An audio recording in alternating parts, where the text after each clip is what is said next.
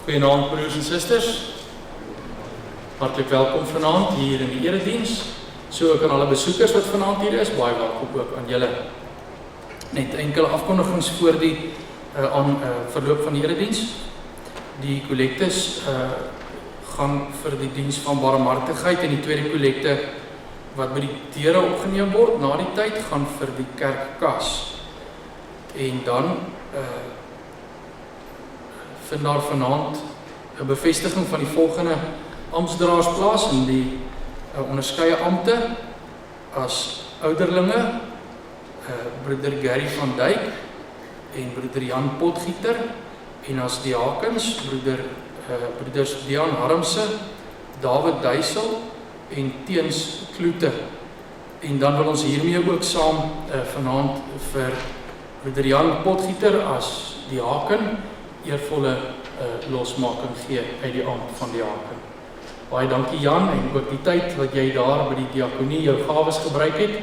En ons is ook dankbaar vir die opvolg van die roeping as ouderlinge. Goed, en dis dan wat die afkondigings voor die tyd betref.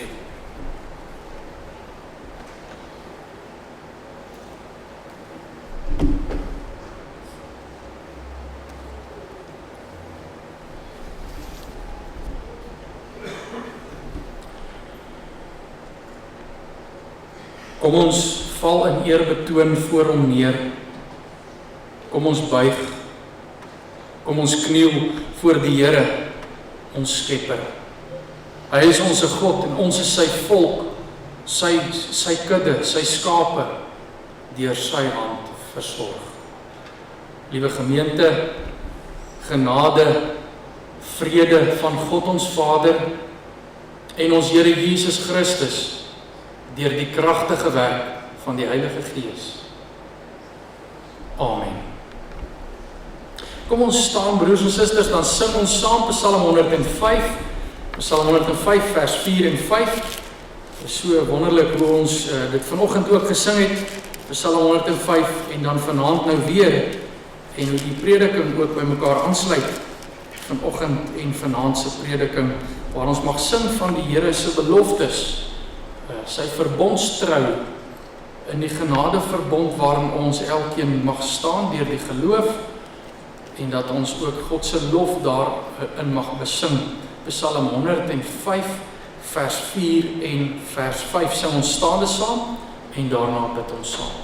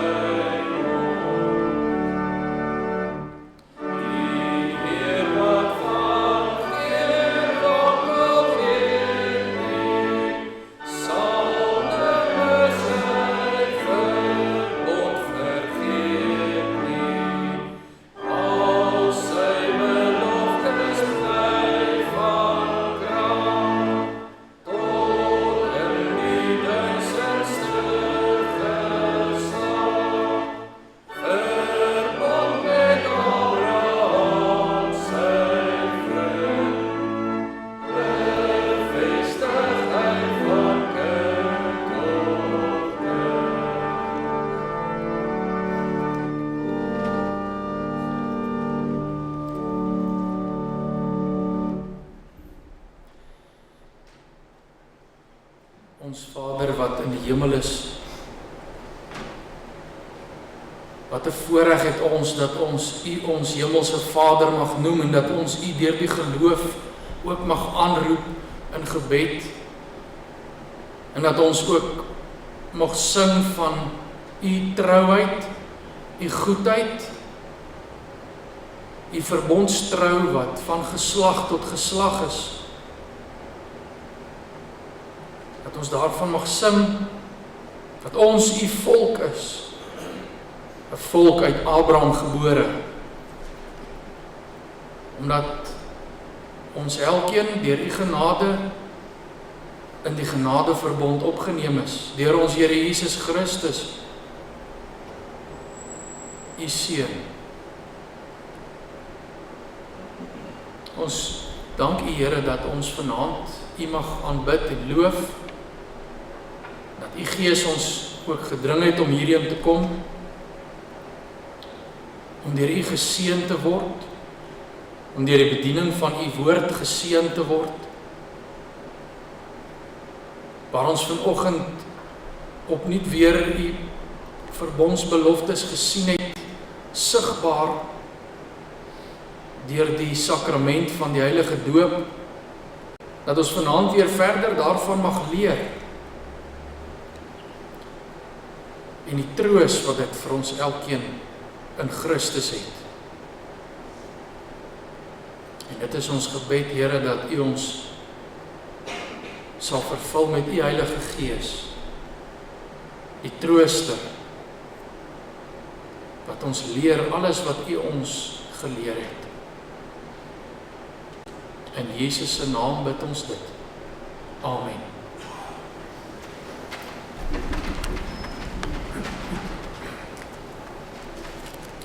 Geliefdes, ons sing Psalm 103. In Psalm 103 sing ons vers 6 en vers 7, ook met die oog op die woordbediening vanaand. So kom ons sing vooraf dan, voordat ons gaan lees uit die woord van die Here en die belydenis wat ons dan behandel vanaand, Dordtse-Leerreëls hoofstuk 1, paragraaf 16 en 17, dan sing ons eers saam Psalm 103 vers 6 en vers 7. In vers 6 sing ons: so hoog bo ons verrys die hemel bo, so sal sy guns uit ewige mededoe geweldig hoog bo al sy kinders staan. En vers 7, geen vader wat deur smart gevoel bewoe, sy kind aanskou met teerder mededoe, as Israels Heer, die wat hom eer en vrees. Psalm 103 vers 6 en 7 sing ons staande saam.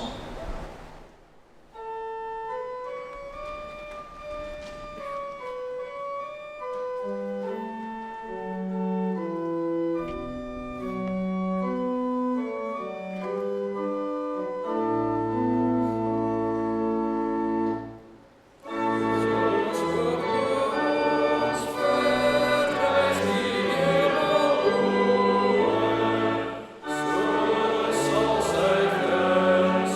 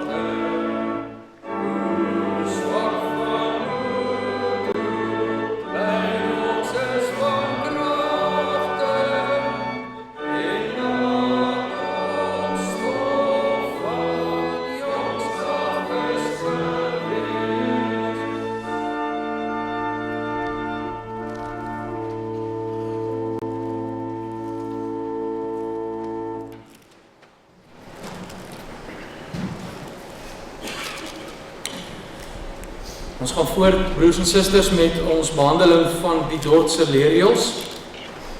En vanaand gaan ons die Dordtse leerreëls hoofstuk 1, paragraaf 16 en 17 in behandeling neem, saam met 'n paar teksgedeeltes, Genesis 17 en 'n teksvers uit Handelinge 2, wat ons ook al heel wat in die prediking voorheen gehoor het. Daardie belofte by die Pinksterpreek van Petrus. Ons lees dan eers die Dordtse leerreëls, paragraaf 16 en paragraaf 17 en dan Genesis 17 vanaf vers 1.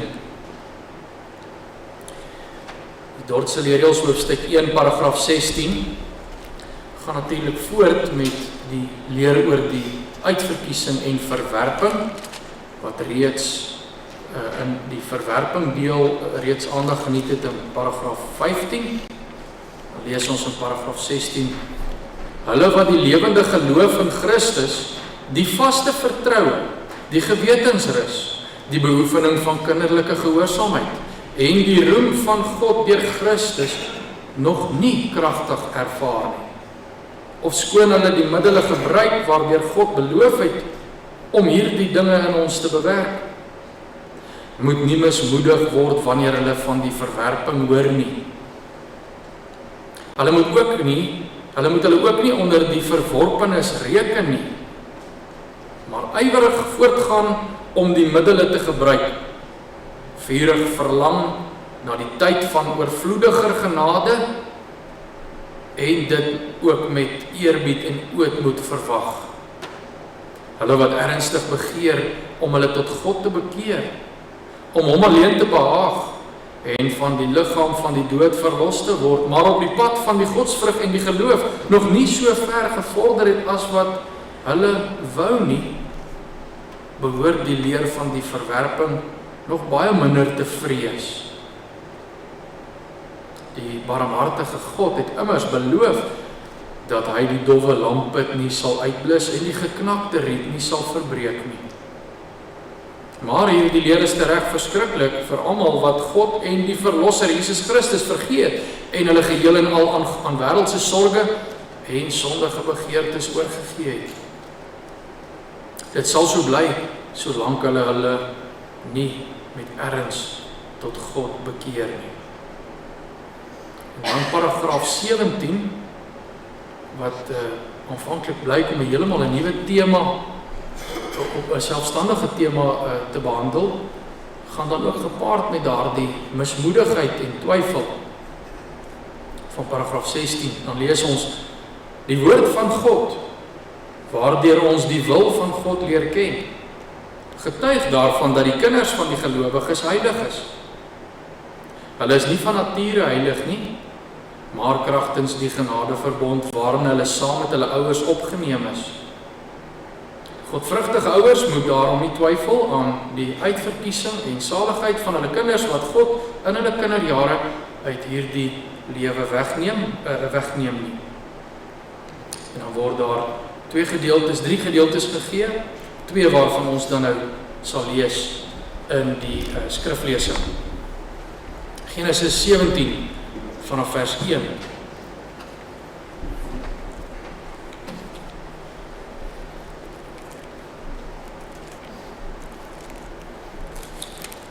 Genesis 17 vers 1 tot en met vers 14. Toe Abraham 99 jaar oud was, het die Here aan Abraham verskyn en vir hom gesê: Ek is God, die Almagtige. Wandel voor my aangesig, dan sal jy opreg wees. En ek wil my verbond sluit tussen my en jou buitengewoon vermeerder. Toe val Abraham op sy aangesig en God het met hom gespreek en gesê: Wat my aangaan, kyk, my verbond is met jou, en jy sal die vader van 'n menigte van nasies word.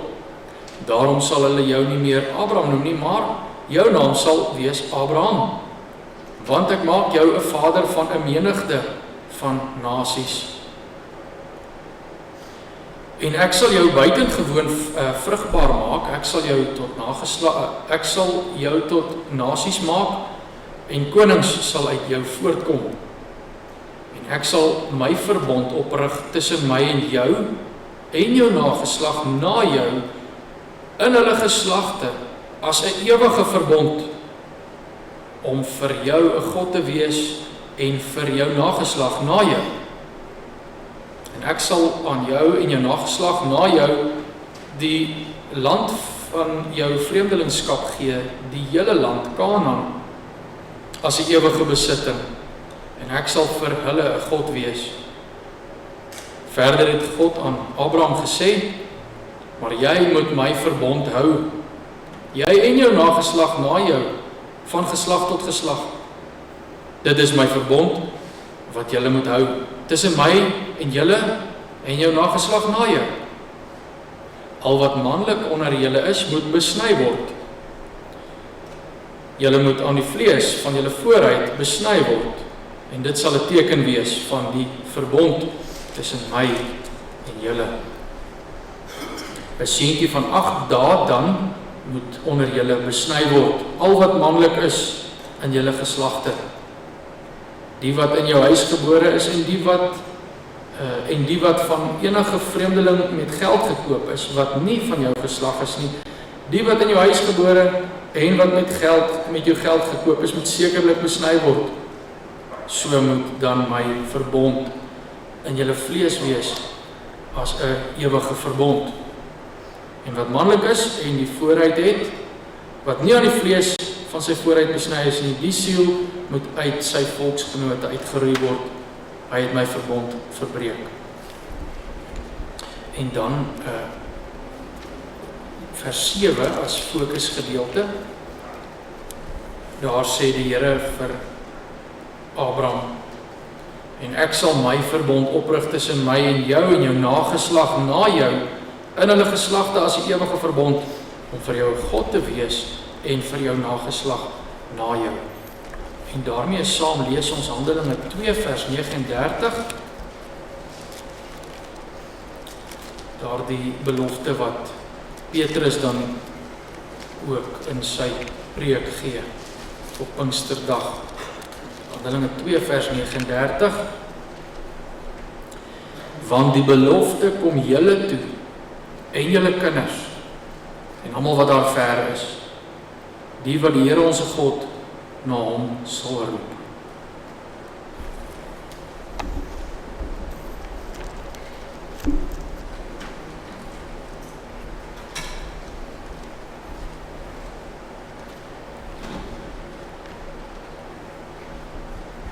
Broers en susters in ons Here Jesus Christus, in die vorige prediking uit die Dordtse leerreëls, hoofstuk 1 paragraaf 15, het ons gehoor van die ernstige werklikheid van God se regverdige verwerping.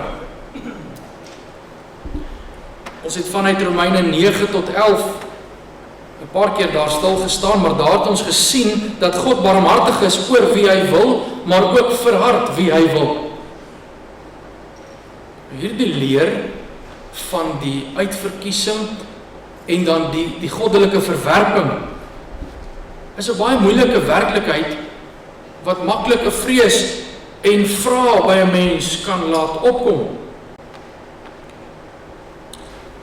En so lees ons dan in paragraaf 16 en 17 as te ware verder oor hierdie leer van die verwerping, maar bring dit die belydenis ons by 'n nuwe fokus. Dit stel ons voor die werklikheid van die feit dat daar gelowiges is wat begin worstel en twyfel oor hierdie leer. Mense wat dalk vra, wat van my? Wat as ek nie uitverkies is nie? Daar is baie gelowiges wat die vraag al gevra het. Indien nie elkeen op sy pad van heiligmaking. Wat van my kinders? Veral hulle, soos paragraaf 17 sê, hulle wat op 'n vroeë ouderdom reeds gesterf het. So die belydenis oor die uitverkiesing en verwerping raak nou baie persoonlik. Kom ons luister dan in die prediking onderskeidelik na hierdie 2 paragrawe, 16 en 17. Die eerste punt in die prediking is God se verbondsbeloftes is die vaste grond van geloofsekerheid vir twyfelende gelowiges. Broers en susters, wanneer ons nou kom daar by paragraaf 16, dan beweeg ons van hierdie diep leer, mense wil amper sê onverstaanbare leer, maar wat tog vir ons geopenbaar is, die leer oor die uitverkiesing en verwerping, nou baie meer persoonlik, baie meer pastoraal van aard. Want die vraag is nie meer net, wat sê die skrif oor God se raad nie? Die vraag is nou, wat gebeur in die hart van die gelowige? Wat hierdie dinge hoor en oor nadink. Die Dordtse leerreëls sê, dat daar gelowiges wat nog nie die volle vrug van die geloof ervaar nie. En so is elke gelowige op 'n verskillende pad, op sy pad van heiligmaking, op verskillende plek. Daar is mense, hulle glo, maar hulle geloof voel hulle swak.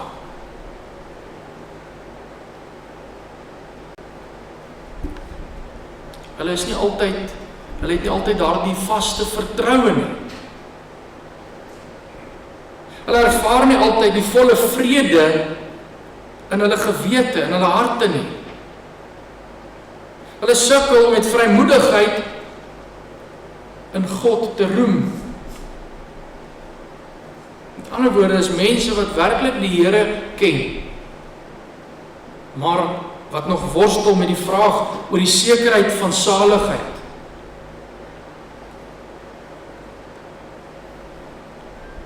En is juist hier waar daar 'n gevaar kom baie keer.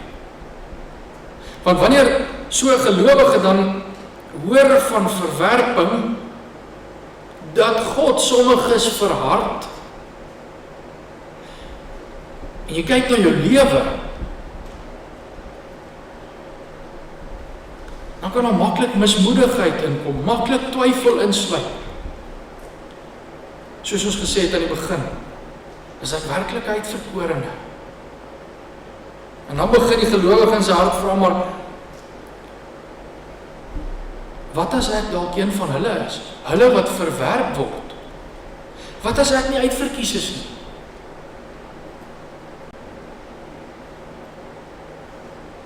En dan kan mens baie keer diep in mismoedigheid ingedompel word.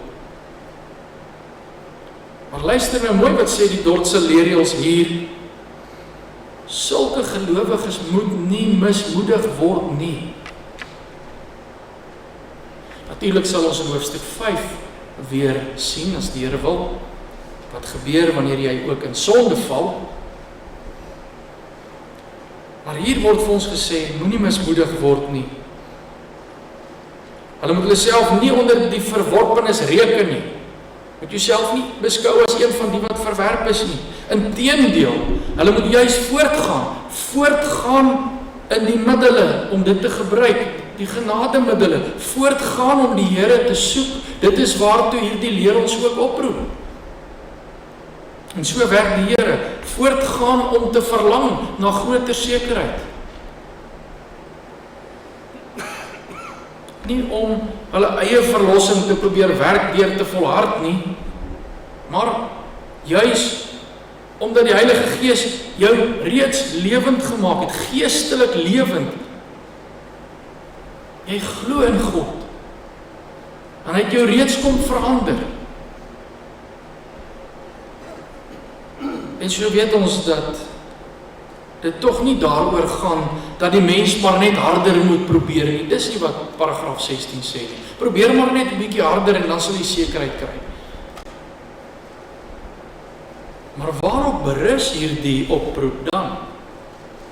Want dit klink tog asof hy sê, volhard maar net. Hierdie oproep berus op God se verbondsbeloftes. En dis presies wat ons reeds hier in Genesis 17 sien. Genesis 17 kom die Here na Abraham toe. Let op die konteks wat vir ons gegee word. Abraham is oud. Hy het die belofte reeds ontvang toe hy jonger was. Nou is hy oud. Die belofte lyk menslik onmoontlik. En daar is nog geen vervulling vir hierdie belofte van God nie. Nou as Abraham na homself kyk, dan het hy alle rede om te twyfel. Maar wat doen God? Hy kom en bevestig sy verbondsbeloftes. Daardie beloftes wat hy in Genesis 12 reeds gemaak het, toe hy vir Abraham kom roep het. Toe hy vir Abraham kom red het. Hy sê in hoofstuk 17, ek sal my verbond oprig tussen my en jou nageslag na jou, om vir jou 'n God te wees en jou nageslag na jou. En let dan op wat hier gesê word, God begin nie by Abraham, asof Abraham se geloof uit homself kom nie. Nee, God begin by sy eie belofte. Hy sê, ek sal, nie jy moet nie, ek sal. Die sekerheid lê dus nie in Abraham se belewenis nie, dat hy oud is en dat hy nie kan nie, en dat hy nie weet hoe gaan die belofte uitgevoer word nie, maar in God se woord, wat vast staan. Hy is nie 'n mens, sê die Bybel, wat kan lieg nie. En dis presies wat die Dordtse leerreëls vir ons wil leer. Gelowiges worstel soms. Ons worstel met sekerheid van saligheid, toekoms. Dit beteken nie dat ons onseker moet wees of dat gelowiges nie sekerheid kan hê. Met ander woorde, dit beteken nie ons moet onseker wees of dat ons nie sekerheid kan kry nie. Inteendeel, wanneer jy swak voel in die geloof, wanneer jy nie die volle vrug van die werk van die Gees ervaar waarvan die Bybel praat nie, of wanneer jy ander gelowiges se lewe sien wat daarvan getuig nie, dan moet jy nie in jouself gaan soek na die sekerheid. Jy moet nie jou geloof begin meet en weeg en ontleed asof jou insette, jou prestasie die fundament is. Nee, jy moet luister en agslaan op dit wat God beloof het. En juist daarom is ons so lief vir God se woord en wil ons alles doen om God se woord beter te leer ken, sodat ons aan daardie beloftes kan vashou. En so gaan die belydenis nog verder. Dit sê, gebruik die middele. Met ander woorde, bly onder God se woord. Bly in gebed, bly in gemeenskap van die heiliges. Al daardie genademiddele.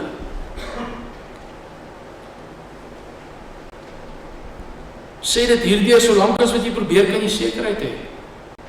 Nee. Dit leer ons eerder om nie te twyfel in God se beloftes nie, maar om daarop te bou. Want dit is juis deur hierdie genademiddele wat God sy beloftes in jou hart bevestig deur die werking van die Heilige Gees, en wat ons ook vroeër gehoor het in die Dordtse leerreëls, dat die Gees van God dit in ons werk, dat ons dit kan sien. En weer sien ons dit in Genesis 17. God gee nie net 'n belofte nie, hy gee ook 'n teken. Die besnydenis.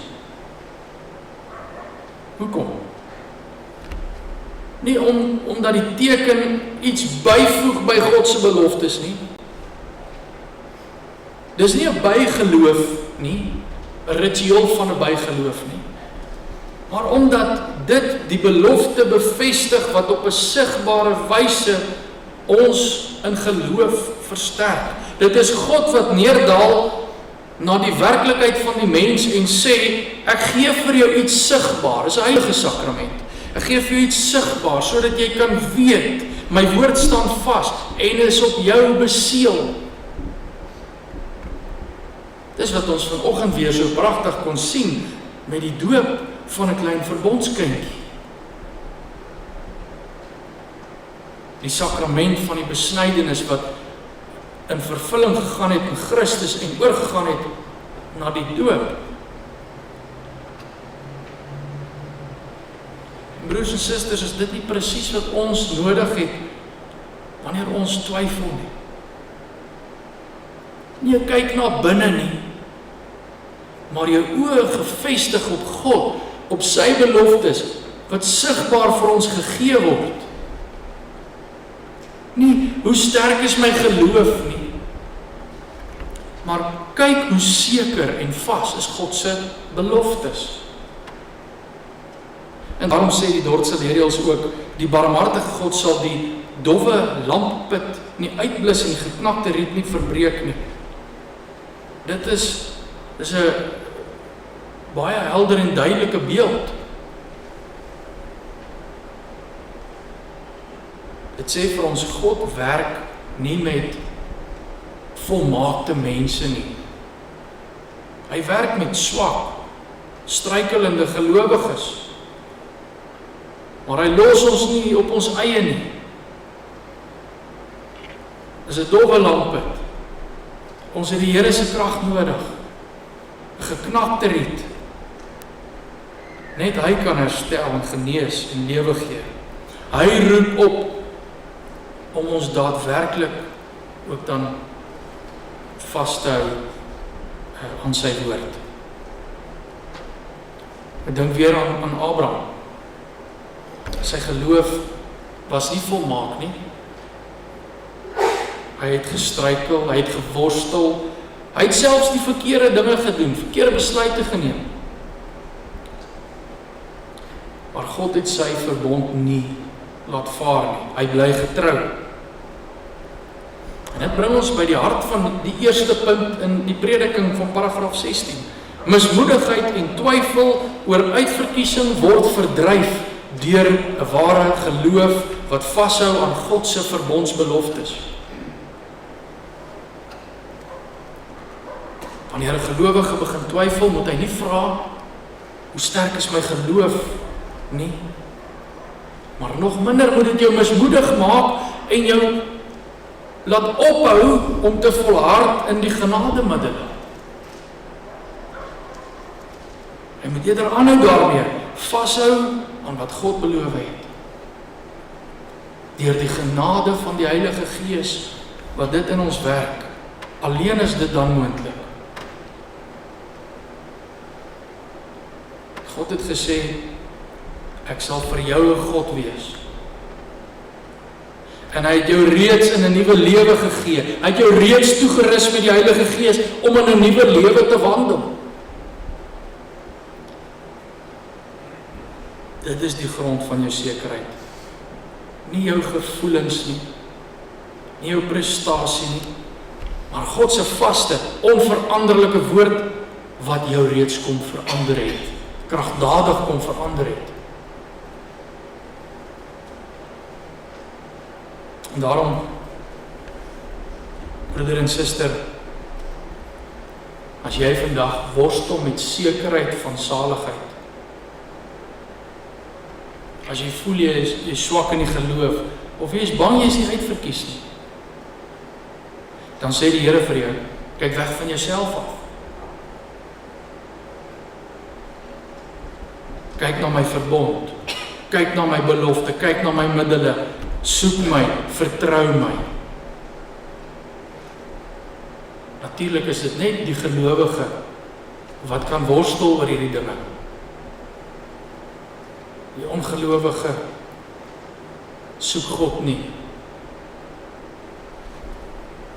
Nou kom ons gaan nou na paragraaf 17 van ons belydenis, onder die punt in die prediking, geloofsekerheid oor ons kinders, rus in God se verbondsbeloftes, in aansluiting by wat ons nou sopas gehoor het. So broers en susters, as ons nou verder beweeg na die tweede deel van die prediking, dan skuif die Dortse leerreëls se fokus van die twyfelende gelowige na 'n baie spesifieke en dikwels baie pynlike vraag. Naamlik, wat van kinders van gelowiges wat op 'n jong ouderdom sterf?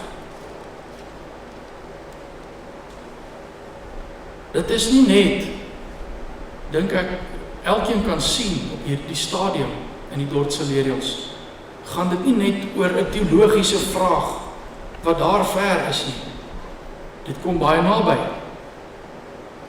Dit is 'n baie diep pastorale vraag. Dit is die vraag van ouers wat al 'n kind of kinders verloor het. Dit is 'n vraag wat in die hart opkom wanneer daar rou en dalk onsekerheid is. En juist daarom spreek die Dortse leerreëls, paragraaf 17, hierdie saak so duidelik en troostryk aan. So broers en susters, wanneer ons nadink oor wat hier bely word, paragraaf 17, dan moet ons 'n paar dinge in gedagte hou. Eerstens, moet ons onthou dat gelowiges tydens die 16de en die 17de eeu, toe hierdie belydenis ook opgestel is, met heelwat meer kindersterftes gekonfronteer was, as wat ons vandag te doen het. En tog is daar vandag nog steeds hierdie werklike hartseer, hierdie werklikheid van kindersterftes, en daarom is hierdie belydenis steeds uiters relevant. Maar ons moet dit tog in gedagte hou. Dit is 'n rede waarom paragraaf 17 daar staan. Tweedens, hiermee saam moet ons onthou dat hier alleen verwys word na kleinkindertjies van gelowiges wat nog nie kan praat, of nie, soos ons praat, of soos wat ons sê, links van regs kan skei nie. Kan onderskei tussen links en regs nie. Hier word nie gepraat van alle verbondskinders nie.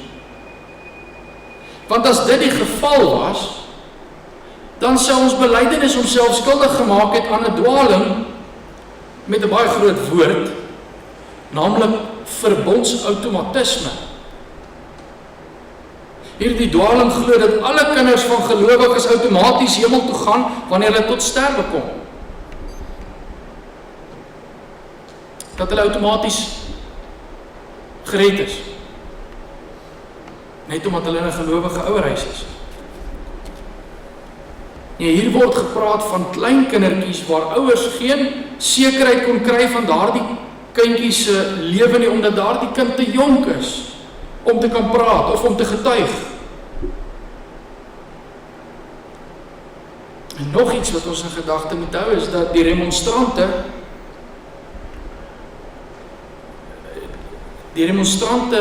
het met hulle verdraaiing van die uitverkiesing wat ons in vorige prediking gehoor het, 'n verkeerde siening gehad oor wat gebeur met kindertjies wat op 'n jong ouderdom sterf. Die demonstrante het 'n maklike opsie gekies. Hulle het gevoel dat alle klein kinders wat sterf hemel toe gaan. Maak nie saak of hulle kinders van gelowiges of kinders van ongelowiges is nie. En daar is vandag nog baie mense wat so glo. Christene ook. Hulle het so geglo, omdat hulle glo, soos wat ons vroeër gehoor het, dat die mens meewerk in sy verlossing. En dat hierdie kindertjies nog nie kon glo nie, en daarom ook nog nie deur die ongeloof deel het aan die verwerping nie. So die kind moes volgens hulle eers wys, hy glo of hy glo nie, en dan sy uitverkies of verwerp. Maar hy kan nie een van die twee doen nie, en daarom gaan hy hemel toe, volgens hulle. En juist daarom is dit so uiters belangrik dat ons sal weet wat die woord van die Here ons leer oor die uitverkiesing, en moet ons by die woord van God gaan soek vir antwoorde op hierdie sake. Ook die belydenis rus in hierdie opsig nie by menslike gevoelens nie, maar by die woord van God. Ons belydenis sê, en net so terloops, mense wat dan gekant is teen die uitverkiesing, is dikwels gekant daarteen, omdat hulle beweer die uitverkiesing is koud en klinies en ongevoelloos. Maar dis juist die teendeel. Ons kry troos hieruit. Want ons belydenis sê die woord van God getuig daarvan dat die kinders van die gelowiges heilig is. En dan is dit baie mooi, duidelik, belangrik om mooi te verstaan wat beteken dit hier dat die kinders heilig is. Dit beteken nie dat hulle van self gered is of dat hulle sonder sonde gebore word nie. Dit beteken dat hulle afgesonder is, afgesonder in die genadeverbond van God.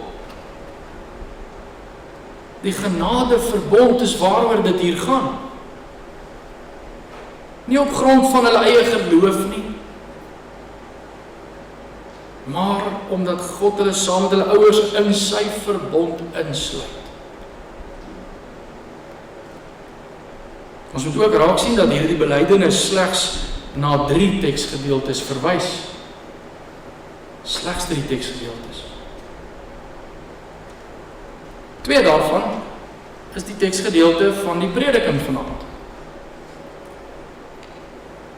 Baie mense sal dalk na hierdie teksgedeeltes kyk en sê, is dit die enigste tekste waarop die gereformeerdes berus wanneer dit kom by die saligheid van verbondskinders wat tot sterwe kom?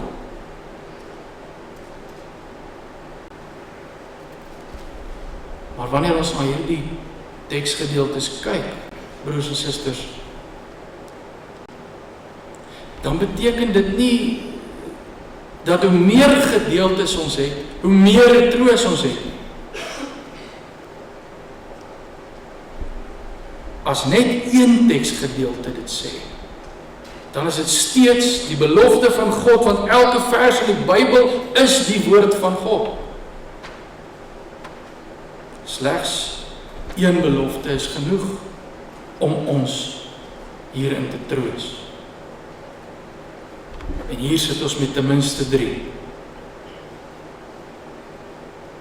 In Genesis 17 lees ons, wanneer God sy verbond met Abraham oprig, dan sê hy, ek sal my verbond oprig tussen my en jou nageslag na jou, om vir jou 'n God te wees en jou nageslag na jou, van geslag tot geslag.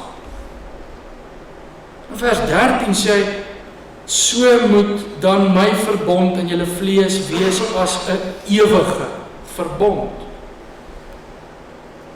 Let net op hoe wyd en hoe ryk hierdie belofte is, broers en susters. God sluit nie net individue in nie. Hy sluit gesinne in. Hy werk nie net met enkelinge nie. Hy werk met die lyn van die verbond, van geslag tot geslag, en dan hoor ons in Exodus 20, tot in die 1000de geslag selfs.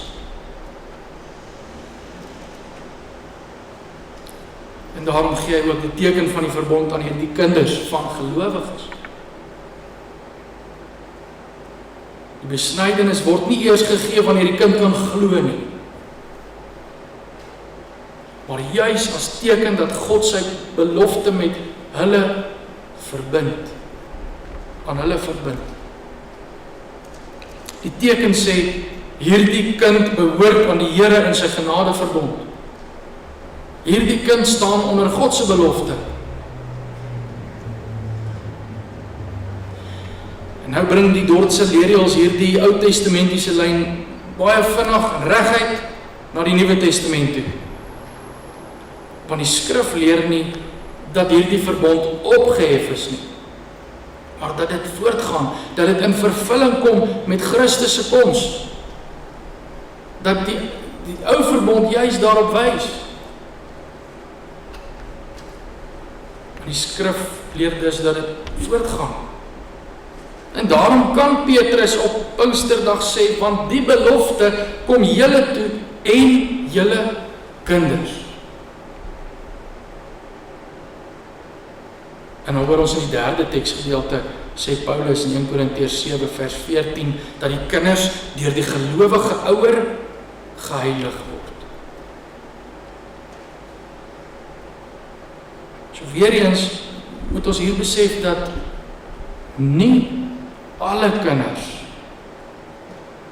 van gelowiges outomaties gered is deur die ouer se geloof nie. Die evangelie roep elke individu op tot bekering, elkeen van ons, tot persoonlike belydenis van 'n ware geloof.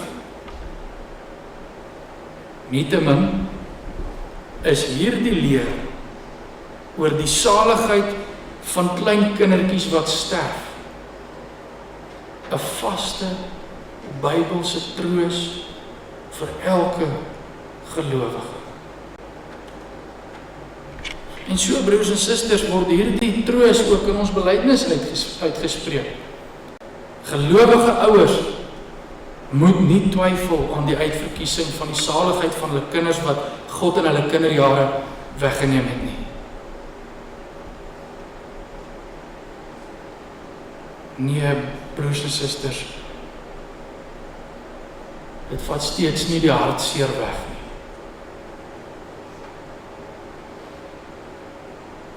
Maar dit troos met 'n vaste en 'n hoopvolle troos. So gelowige, as jy 'n kind aan die dood afgestaan het, behoort hy of sy aan God. En is hy of sy by God.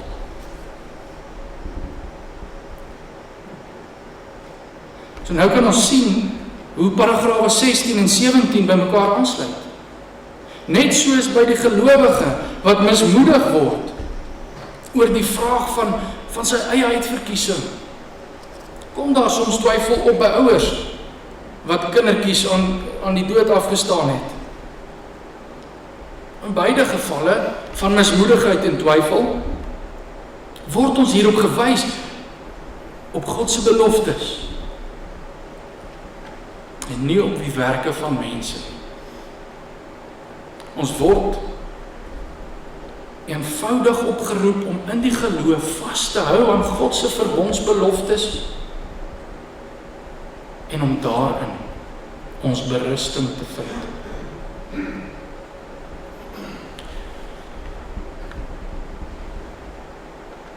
Daarom ten slotte, broers en susters, ons hoef nie in onsekerheid te bly of onsself spreekwoordelik te verloor in die vrae wat spruit uit mismoedigheid of twyfel nie. God het hierdie leer oor die uitverkiesing immers vir ons gegee tot 'n vaste troos vir alle gelowiges.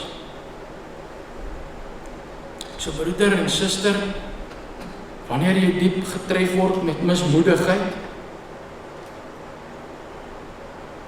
wanneer jy daar sit en jy is mismoedig, alleen, of jy twyfel oor die sekerheid van jou saligheid, dan roep God jou hierin om vas te hou aan sy geopenbaarde verbondsbeloftes.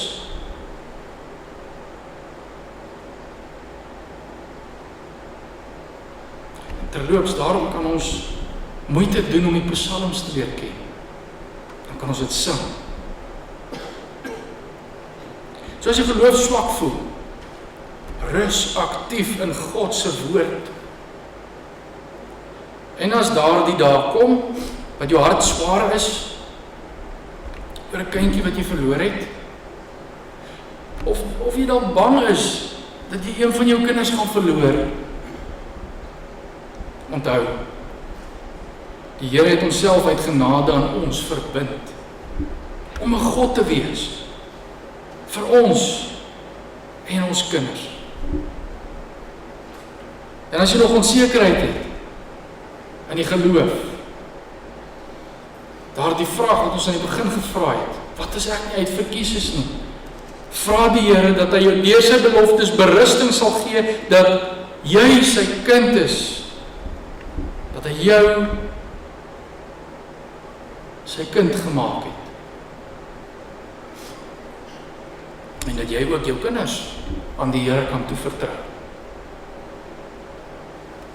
In die genadeverbond is ons en ons kinders, behoort ons aan hom. Ons kinders is sy kinders. En hy is getrou, barmhartig, waaragtig in sy verbond. Hou in geloof vas aan sy beloftes, beleef daarin.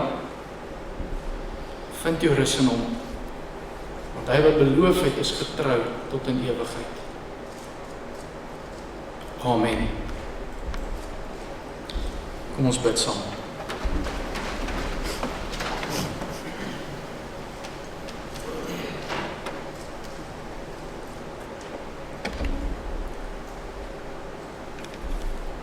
Ons Vader wat in die hemel is,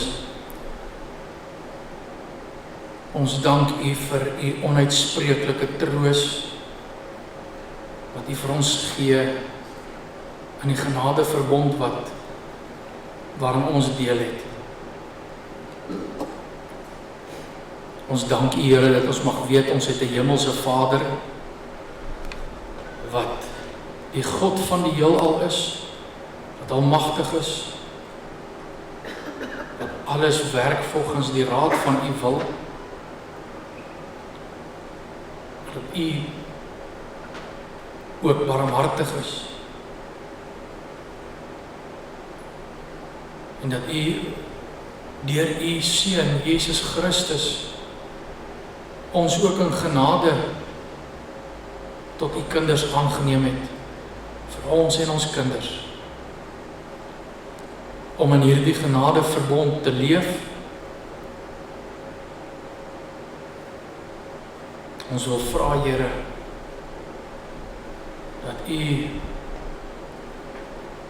ons sal kom troos, ons sal kom optel, wanneer ons mismoedig is, wanneer ons twyfel, terugsak in die geloof, wanneer ons dalk op 'n plek in ons lewe is waar ons voel ons kan nie meer nie, ons sien nie meer kans nie, ons sien nie meer lig nie, die swaar kry of die seer kry is net te veel. Of ons probeer, maar ons sien nie die vrug van die geloof nie. Soos Paulus sien ons die dinge wat ons wil doen, dit doen ons nie. Maar die dinge wat ons nie wil doen nie, dit doen ons. 'n geweldige stryd. Maar dat U vir ons deur U Heilige Gees daardie sekerheid van saligheid sal gee en bewerk. Vir ons en ons kinders. Wil U gee dat ons daarin sal volhard. Omdat U ons toegerus het en bekragtig het. En dat ons U naam wil groot maak en U wil dien al die dae van ons lewe. Wil U ook tog wees met ons in hierdie week. Seën ons in ons werksaamhede. Ook hulle wat grootliks beproef word, wat voel hulle sit in diep donkerte oor hulle omstandighede, wil U ook daardie nodige troos bring en uitkoms gee.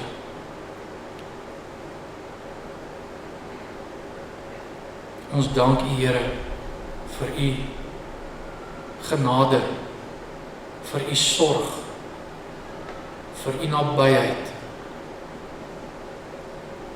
vir die troos. Ons dank u, Here, vir die gawes wat u vir ons gee.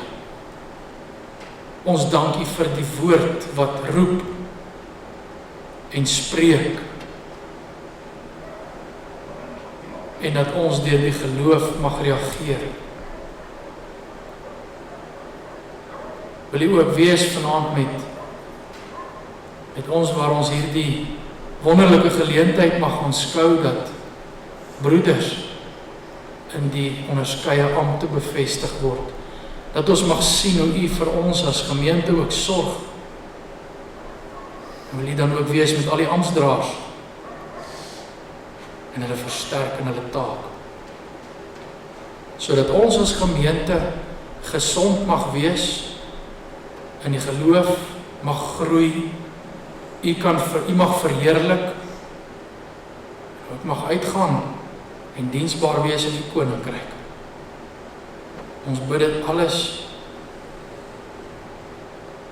in die naam van Jesus Christus. Amen.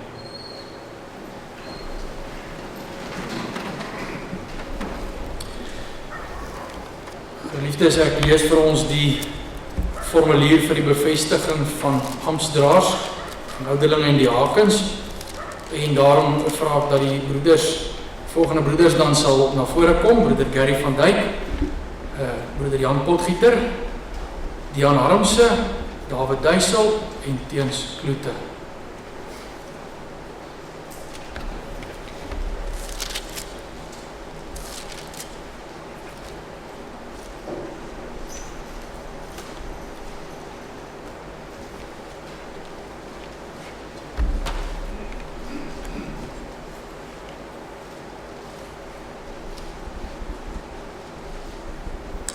Geliefdes in ons Here Jesus Christus, u weet hoe ons nou verskillende male die name van afgekondig het van ons medebroeders, wat as ouderlinge en diakens van hierdie gemeente verkies is, ten einde te verneem of iemand iets het waarom hulle nie in hulle diens bevestig mag word nie.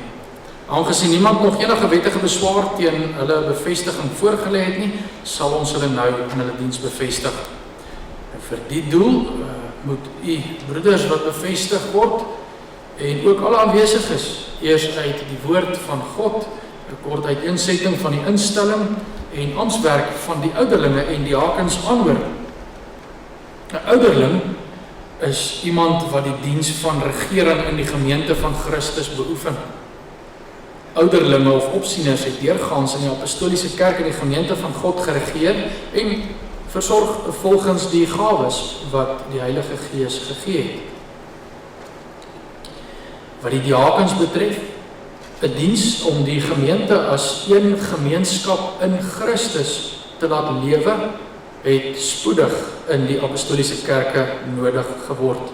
Hierdie diens word duidelik onderskei van die diens van die woord en gebede as ook die diens van regering. Ons glo dat Christus mense tot besondere dienste in sy kerk roep, om die gelowiges vir hulle dienswerk toe te rus tot opbou van die liggaam van Christus. En daarom rus Christus hulle ook toe, met die gawes wat hulle nodig het. Nou as ouderlinge, geliefde broeders, word u geroep om die gemeente te regeer en te versorg.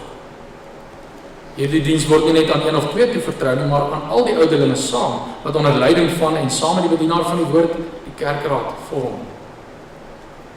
Om hierdie diens behoorlik te kan uitoefen, is dit nodig dat die ouderlinge die woord van God deeglik ondersoek en hulle oefen in die rykdom van die evangelie. Die opdrag as ouderlinge is dus die volgende. Eerstens, u moet toesien dat alles in die kerk behoorlik volgens goeie orde plaasvind, dat die woord en sakramente gereeld en suiwer bedien word, en dat die sakramente heilig gehou word. U moet daarop let dat die bedienaar van die woord, die ouderlinge en diakens getrou en deeglik hulle goddelike opdragte uitvoer, en u moet die bedienaar van die woord met goeie raad bystaan. Tweedens, u moet sorgvuldig let op die leer en lewe van elke lidmaat en alle Christene met raad en troos ondersteun. Teen die lidmate wat hulle nie bekeer nie en in hulle sondes voortlewe, moet met die kerklike vermaning en tug opgetree word en die wat berou het moet weer in die gemeenskap van die kerk ontvang word. Derdens, u moet veral oor die leer en die wandel van die bedienaars van die woord toesig hou, sodat alles tot opbou van die kerk mag strek en geen vreemde leer voorgedra word nie. En laastens, u moet ook die afvalliges en heidene tot bekering en geloof in Jesus Christus roep, want so vergader Christus sy kerk. En as diakens, geliefde broeders, word u geroep om sorg te dra dat die gemeente hulle eenheid in Christus in daadwerklike onderlinge liefde beoefen. U moet ook toesien dat die gelowiges aan almal goed doen, sodat die liefde van Christus op hierdie wyse openbaar kan word. Saam met u mede-diakens moet u eerstens almal besoek en hulle aanspoor om daadwerklike liefde teenoor die medegelowiges en alle mense te bewys. Tweedens, deur elkeen te besoek, sorg te dra dat nie een deur armoede, eensaamheid, ouderdom, siekte of om ander redes van die geloofsgemeenskap vervreem raak nie. En dan laastens die middele wat gegee word tot diens van die wat in nood verkeer, sorgvuldig beheer, met wysheid bestee en met vertroosting uit die skrif uitdeel. Sodoende moet u Christus, u medegelowiges en alle mense dien, die gemeente toerus tot diens en die liefde van Christus tot verheerliking van God in die wêreld laat skitter. Nou broeders, u het gehoor wat die opdrag is, ons vra u nou om opreg op die volgende vraag te antwoord. Eerstens, is u in u hart daarvan oortuig dat u wettig deur die gemeente van God en daarom deur God self tot hierdie heilige diens geroep is? Tweedens, glo u dat die Heilige Skrif die woord van God is en dat dit die volmaakte leer van die saligheid bevat? En verwerp u alle leringe wat daarmee in stryd is? Derdens, beloof u om u goddelike opdrag getrou en met ywer in ooreenstemming met hierdie leer uit te voer en volgens hierdie leer te lewe? En dan die laaste vraag, beloof u om u aan die kerklike vermanings en tug te onderwerp as u miskien in leer of lewe afwyk? Broeder Jan, wat is hier op jou antwoord? Broeder Gary? Ja. Broeder Dian? Ja. Broeder Teens? Ja. En dan broeder David. Ja. Mag die alvermoënde God en Vader u sy genade skenk om hierdie diens getrou en vrugbaar werksaam te wees. Nou wees dan ouderlinge ywerig in die regering van die gemeente. Wees soos wagters oor die huis van God. Vermaan en vertroos elkeen na sy behoefte. Gee daarop ag dat die leer suiwer gehou word en dat die gemeente vroom lewe. En u as diakens, wees toegewyd in die diens. Stel vas wat die nood van die gelowiges is en kom hulle te hulp. Spoor almal tot mededeelsaamheid aan. Wees versigtig in die besteding van die middele wat aan u sorg toevertrou is. Wees getrou in die diens en wees goeie voorgangers vir die hele gemeente. So sal u vir uself 'n eervolle plek in die gemeente verwerf en groot vrymoedigheid in u geloof in Christus verkry en na hierdie lewe in die vreugde van die Here ingaan. En u geliefde gemeente, ontvang hierdie manne as dienaars van God. Stel u gewillig onder hulle toesig en regering, want hulle waak oor u lewe en sal eenmaal daarvan 'n rekenskap moet gee. Laat u in die beoefening van die gemeenskap van die heiliges deur die diakens lei. Gee sonder bybedoelings en dwang, want God het mense lief wat blymoedig gee. Doen u daaglikse werk getrou, sodat u ook hulle kan help wat behoefte het. Ek dink aan die ouderlinge en aan die diakens in u gebede. Maar geliefdes, omdat ons dit nie uit onsself kan doen nie, laat ons die almagtige God in gebed aanroep. Kom ons bid saam.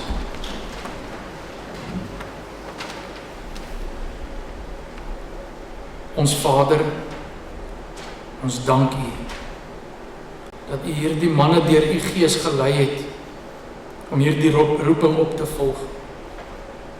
Ons bid u gee aan hulle steeds meer die gawes wat hulle nodig het om hulle diens te verrig. Skenk aan hulle wysheid, skranderheid, onderskeidingsvermoë en liefde.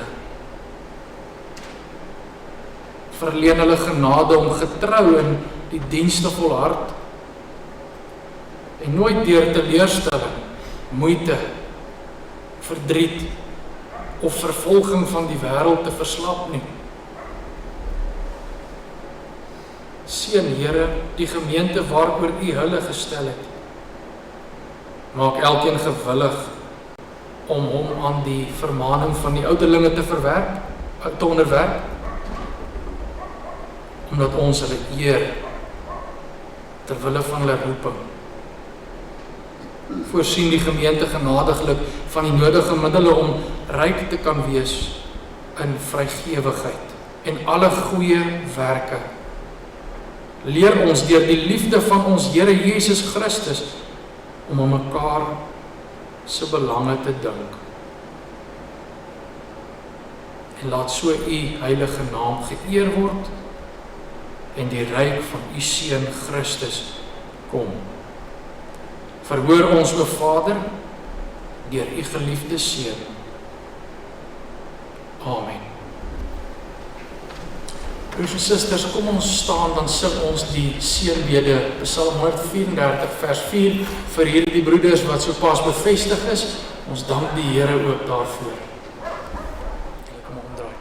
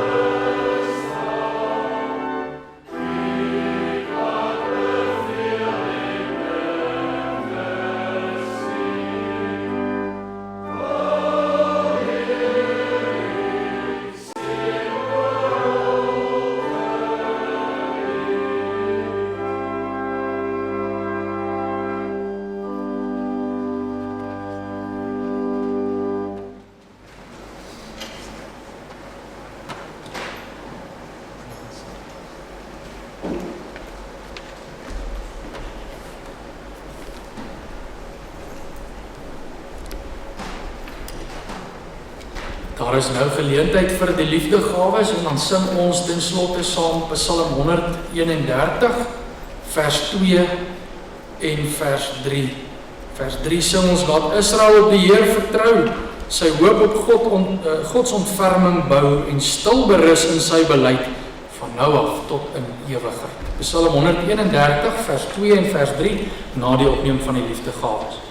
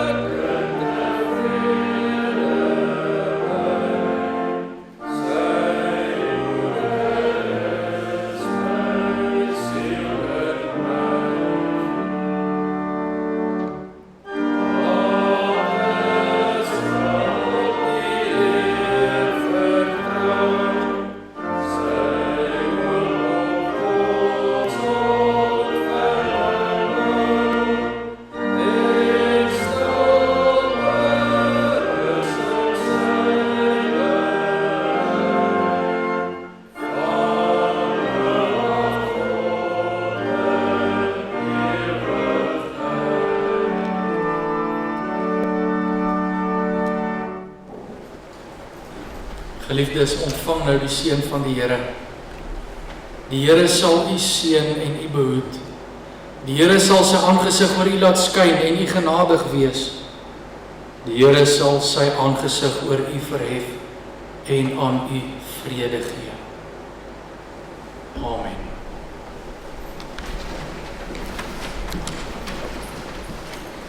Geliefdes, daar is net 'n enkele afkondiging of twee wat ek vir u wil voorhou. Ons herinner net weer aan die ouderlinge wat vergader nou na die aanddiens. En dan het ons vanoggend nagelaat om te laat weet dat dit is op die kalenders, maar die Goeie Vrydag se diens, die gesamentlike diens wat ons jaarliks het saam met die Gereformeerde Kerk Derdepoort, is hierdie jaar by ons gemeente gebou. So eerskomende Vrydag dan 'n gesamentlike diens 9:00 die oggend. En dis dan wat die afkondigings betref. En dan, broers en susters, is daar enige bespreking op die prediking van vandag? Ek is bereid om oor vanoggend ook te antwoord as daar vrae is, maar kom ons staan maar stil by vanaand se prediking. Enigiemand wat daaroor dalk bespreking wil gee of vra? Teens? Ons het nou gehoor dat die kinders van gelowiges ook geheilig word. En nou is het net so 'n bietjie van daai curveball vraag. Wat as jy nou 'n kind uit dood afgestaan het toe jy nog nie gelowig was? Toe jy nog nie gelowig was. Ja, wel die persoon die se kind dan sterf. Daai stadium is daai persoon nog nie gelowig nie. Hulle het eers later vertyd keer gekom. Wat nou van daai kind? Dis 'n baie goeie vraag. My aanvoeling is ons kan nie ons moet versigtig wees om nie die leer van die uitverkiesing te compartimentaliseer, is die woord. Nie. Ek dink ons sê vir onsself deur die belydenis en die skrif dat die leer van die uitverkiesing berus op geloof van iemand. Nou ons, soos jy sê, daai persoon was nog nie 'n gelowige nie, so in daai opsig wil mens eintlik sê, maar dan gaan daardie kind nie salig wees nie, maar ek dink ook, soos ek nou aan die begin gesê het, ek gaan nou weer daai woord noem nie, maar ons moet ook nie dieper in die raad van God gaan soek as wat daar vir ons geopenbaar is. Ek dink, hoekom ek dit sê is, God het al sy uitverkorenes uitverkies voor die grondlegging van die wêreld. En daai persoon, die volwassene wat nie gelowig was nie, was uitverkies. So ek dink mense kan met goeie rede so 'n gelowige troos in die Here. Hannes? Ja, Julie, baie dankie. Ek het die vraag opmerking maak oor Kees se vraag.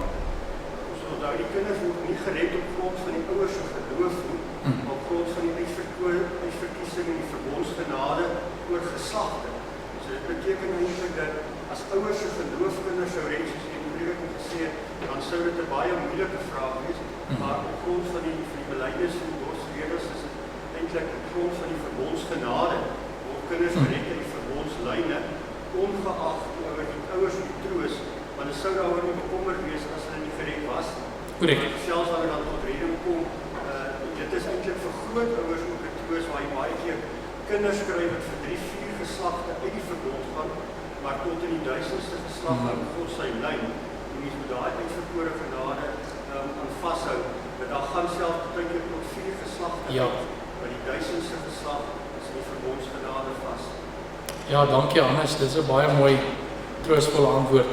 Jy is heeltemal reg, dit is nie, ons praat maar so, dit is op grond van die geloof, en ek weet Calvin sê dit ook, is op grond van die geloof van die ouers, maar dit is nie die ouers se geloof nie, dit is op grond van die genadeverbond wat jou dan in die geloof gestel het. Maar die punt was maar net wat ek wil maak is, daar moet geloof, dit gaan oor die geloof ook, nee, wat in die genadeverbond is. Want dit is nie, dis uit die aard van die saak ook nie ongelowiges wat hulle kinders doop nie. Wat ook deel is van daardie verbondsbelofte. Maar dankie Hannes, dis 'n baie mooi troostvolle antwoord, nee, dat mens verder dink as net een generasie of 2 of 3 tot in die 1000ste geslag. So jy kan so 'n gelowige troos, dink ek ook. Nog bespreking of vrae? Dis 'n baie kosbare leer hierdie, Gerrit. Paragraaf 17 sê gelowige ouers moet daarom nie twyfel aan die uitverkiesing en die saligheid van hul kinders wat in kinderjare die lewe weggeneem is. Dis nie 'n teenstrydigheid. So as jou kind sterf op klein is, dan is hy uitverkies, nie twyfel daar. Maar ander kinders is nie noodwendig uitverkies. Ja. Dit is mooi, ek het dit probeer, dit is 'n mooi vraag, want ek het dit bietjie probeer beantwoord in die prediking. Ek dink 'n mens moet